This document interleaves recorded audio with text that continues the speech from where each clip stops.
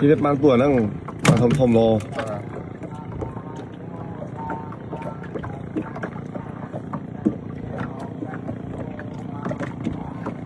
โชว์ด้วยเนี่ยมาเอาวางปองกรองก่อนไก่แห่มา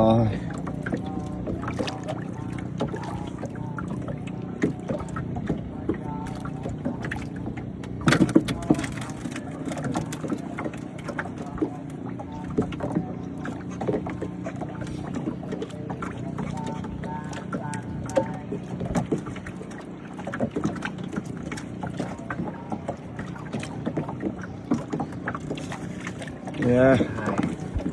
จอดแห่นี่มันก็ตัวยับละหอมอยู่แห่เชียดด้วยเนี่ยซ้อมันก็หอมโอ้ดาลังบน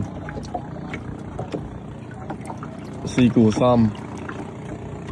ซีได้แต่เป็นโตตัว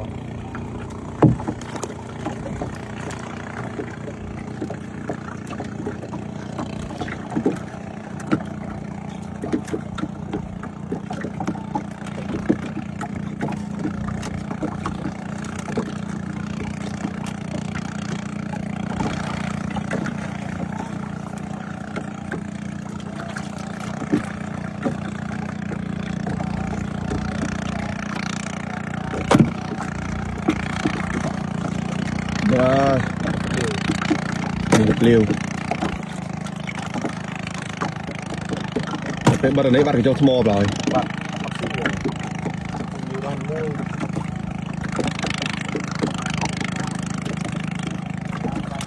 โอ้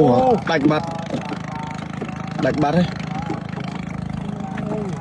ไม่เจ้าเป็นมาต่อบัตรเงี้ยยังเยอะจริงซ้ำมองเราว้าวปั๊บไอ้สงอมเสียงเขาเหมือนผมมาthấy mấy cây bằng sọ thôi nó bắt nó phút mơ rồi lên một nè to nhựa khơi đi nhựa khơi biết đi còn tay lại mốc tiếp món à xăm mỏ lại mốc còn mấy nhỉ còn rồi sky á đi từ lầu chụp đây nghĩ ba thế thông mùi mình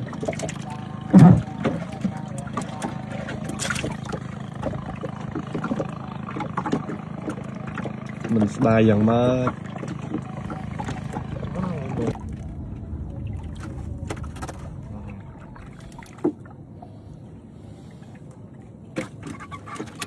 đọc luôn về à đúng chưa đọc luôn về phải chết mà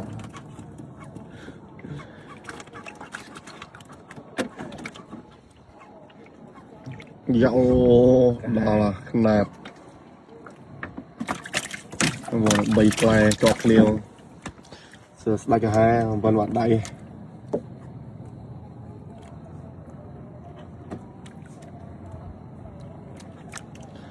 mình có mới đấy không vội mình trầy trắng cày nhá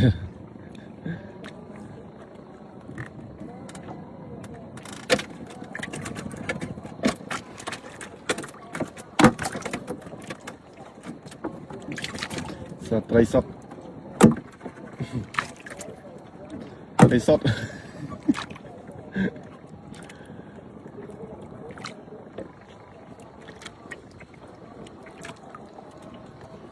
อันนี้อื่นข้าง